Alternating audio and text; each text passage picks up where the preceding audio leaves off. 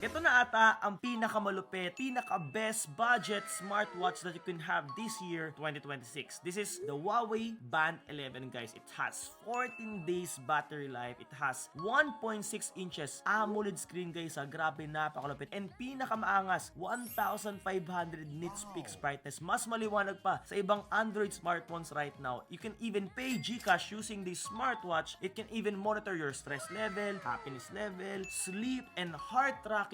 Lahat yun, guys, walang problema. Plus 100 plus workout mode and compatible with iOS and Android. Ang presyo, guys, napakatindi, napakaangas. Budget na budget, 2,400 pesos SRP. Pero sa live ni Kuya James is coming March 15, 7pm, 1,400 pesos. May bagong Huawei Band 11 ka na, guys. So mag-subscribe na kayo dyan sa baba para makuha nyo yung mga vouchers nyo as early as now. I recommend Huawei Band 11, one of the best budget smartwatch right now. Ito mismo gamit ko this year, 2026. Cash on delivery, free shipping with SPay later, 500 pesos per month, only 0% 3 months. Grabe, napakasulit, guys. Kita kits March 15, 7pm, Huawei Band 11. Let's go.